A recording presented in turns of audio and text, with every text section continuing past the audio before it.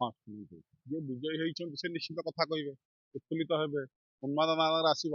ଏବଂ ଯେହେତୁ ଓଡ଼ିଶାରେ ତାଙ୍କର ସରକାର ଆସିଲା, ଓଡ଼ିଶା ସରକାର କଣ ପାଇଁ ଆସିଲା? ସେମାନେ ଗୋଟେ ଓଡ଼ିଶାର ଗୋଟେ କଥାଟାକୁ ଧଇଲେ, ଯୋଉ ତାମିଲ କଥାଟାକୁ ଧଇଲେ ଏବଂ ଯୋଉ ପାଣ୍ଡିଆନ କଥାଟା ଧଇଲେ, ଅଣ ଓଡ଼ିଆ କଥା ଧଇଲେ, ଅଣ ଓଡ଼ିଆଟି ଯେତେବେଳେ ମାମଲତକାରୀ କଲା, ସବୁ ବିଜୁ ଜନତା ଦଳ ଲୋକମାନଙ୍କୁ ତଳେ ବସେଇଦେଲେ, ନିଜେ ଏକଚାଟିଆ ହେଲିକପ୍ଟର 231 ଥର ବୁଲିଲେ, ଏ କଥାଟା ଲୋକଙ୍କ ପାଖରେ ଧଇଲା।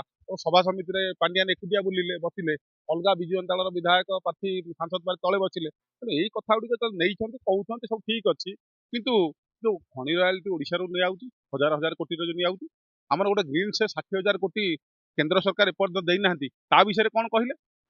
ତେଣୁ କଥା ହଉଛି, ଆଉ ଯୋଉ କଥା ଯୋଉ କହୁଛନ୍ତି ଯୋଉ ଦେଶର ଯୋଉ ଯୋଜନା ଗୁଡ଼ିକ କେନ୍ଦ୍ର ସରକାର କରୁଛନ୍ତି, 60-40% ହିସାବ ଅଛି। ରାଜ୍ୟ ସରକାର ଯୋଉ ଯୋଉ ଯୋଜନା ଗୁଡ଼ିକ 40% ଯୋଉ ଦେବେ, କେନ୍ଦ୍ର ସରକାର ବାଧ୍ୟ ସେଥିରେ 60% ଇନଭେଷ୍ଟମେଣ୍ଟ କରିବେ। ସରକାରଙ୍କର ଯୋଉ ଲୋକାଭିମୁଖ କାର୍ଯ୍ୟକ୍ରମ ଅଛି ତାକୁ ସେଇ ଜିନିଷ ଗୁଡ଼ିକ। ତେଣୁ କେନ୍ଦ୍ର ସରକାର ଯାହା କହିଦଉଛନ୍ତି ଆମେ କରୁଛୁ, କେନ୍ଦ୍ର ସରକାର କୋଉଠୁ ଆଣିବେ ପଇସା? ଆମେ ସାଧାରଣ ଲୋକମାନଙ୍କର ଟ୍ୟାକ୍ସ ଦିଆହଉଛି, ଓଡ଼ିଶା ସରକାରଙ୍କର ରୟାଲିଟି ଆସୁଛି। ଓଡ଼ିଶା ଆଜି ତ ଖଣିର ରୟାଲିଟି ଆସିଛି, ରେଲୱେର ରୟାଲିଟି ଦିଆହଉଛି, ରେଲୱେର ସର୍ବାଧିକ ଏଇଠି ଅଛି। ତେଣୁ କଥା ହଉଛି ଯେ ଆମେ ଖାଲି ନିଜେ କହିବା ଯେ ଆମେ ସବୁ ଯୋଜନା ଗୁଡ଼ିକ ଅଛି, ସେମିତି କିଛି ନଥାଏ। ତେଣୁ ଯୋଉ ଯୋଉ ଯୋଜନା ଗୁଡ଼ିକ ଲୋକାଭିମୁଖ ଅଛି, ଜନସାଧାରଣ ଉପକୃତ ପାଇଁ, ତାକୁ 60 ଏବଂ 40% ବ୍ୟବସ୍ଥା ଭିତରେ ରହୁଛି। ଲୋକମାନେ ତାର ଯୋଉ ଫାଇଦା ପାଇବାର ଉପକୃତ ଅଛନ୍ତି। ଆଉ ଗୋଟେ କଥା ଯୋଉ କହିଲେ ଯୋଉମାନେ ରହିଗଲେ, ଯୋଉ ଅପପ୍ରଚାର ହଉଛି, ସେ ଅପପ୍ରଚାର କଥା ମୁଁ କହୁଛି।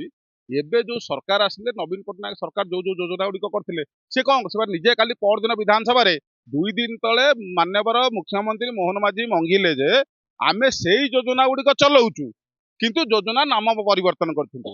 କାହିଁକି ନା ଆମକୁ ଭଲ ଲାଗିଲା ନାହିଁ ସେଗୁଡ଼ିକ। କାହିଁକିନା ଶୁଣନ୍ତୁ, ଖାଦ୍ୟ ସୁରକ୍ଷା ଆଇନ କେବେ ତିଆରି ହେଲା କୁହନ୍ତୁ?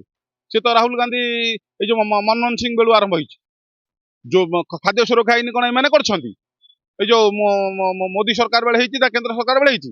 ତ କଥା ହଉଛି, ଆପଣ ପ୍ରଧାନମନ୍ତ୍ରୀ ଗୋଟିଏ କଥା ଆଗ ରଖନ୍ତୁ ଯେ ଯୋଉ କଥା କହିଥିଲେ ନିର୍ବାଚନ ବେଳେ, ଏ କଥା ଗୁଡ଼ିକ ଅପେକ୍ଷା ଯେ ଆମେ ମୋର ବନ୍ଧୁ ନବୀନ ପଟ୍ଟନାୟକ, ମୋ ବନ୍ଧୁଙ୍କ ଦେହ ଅସୁସ୍ଥ, ମୁଁ ତାଙ୍କୁ ସଜାଡ଼ିବି, ମୁଁ ତାଙ୍କୁ ସୁସ୍ଥ କରିବି, ତାଙ୍କୁ ଯୋଉ ଅଣ ଓଡ଼ିଆ ମାଫିଆ ମାନେ ଏଠି ତାଙ୍କ ଅଣ୍ଟା ଭାଙ୍ଗିବି, ସେ ଅଣ ଓଡ଼ିଆ ମାଫିଆ ହଉଛି ପାଣ୍ଡିଆନ, ସେ ତ ଉପଦ୍ରବ କରୁଛି।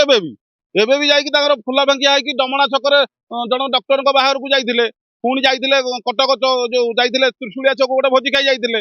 ଏବଂ ତାଙ୍କର ସେ ଯୋଉ ଏବେ ବି ସେ ତାଙ୍କର ଯୋଉ ଖଣି ଖାଦାନ ଗାଡ଼ି ମଟର ସବୁ ବେପାରରେ ଲିପ୍ତ ଅଛନ୍ତି। ଗୋଟେ ସାଧାରଣ ଲୋକ, ଓଡ଼ିଆ ଲୋକ ଓଡ଼ିଶାକୁ ଆସିଥିଲେ ଚାକିରି କରିବାକୁ, ସେ କେମିତି ଏତେ ପାୱାରଫୁଲ ହେଇଗଲେ ଯେ ହେଲିକପ୍ଟରରେ 235 ଥର ବୁଲିଲେ, 256 ଥର ନିର୍ବାଚନ ବେଳେ। ତେଣୁ ଏସବୁ ବ୍ୟବସ୍ଥା ଭିତରେ ଯୋଉ ଯାହା ଯାହା ସବୁ କାର୍ଯ୍ୟକ୍ରମ ଯୋଉ ନରେନ୍ଦ୍ର ମୋଦୀ ଆମର ମାନ୍ୟବର ପ୍ରଧାନମନ୍ତ୍ରୀ ଅଛନ୍ତି, ଆଗ ନବୀନ ପଟ୍ଟନାୟକଙ୍କୁ ଯୋଉ ଅପରାଧୀ, ଯୋଉ ପାଣ୍ଡିଆନ ନାମକ ଯୋଉ ଅସାମାଜିକ ଯୁବକ ଯୋଉ କ୍ୟାଟେଗୋରୀ ଗ୍ରୁପ କରିକି ଯୋଉ କବଳିତ କରିକି ରଖିଛି, ଆଗ ସେଥିରୁ ଉଦ୍ଧାର କରନ୍ତୁ, ତାହେଲେ ଏକୁ ଶୋଭା ପାଇବ। କାହିଁକିନା ତାଙ୍କ ନିର୍ବାଚନ ବେଳେ ଏଇ ଭାଷଣଟି ମୁଖ୍ୟ ଥିଲା।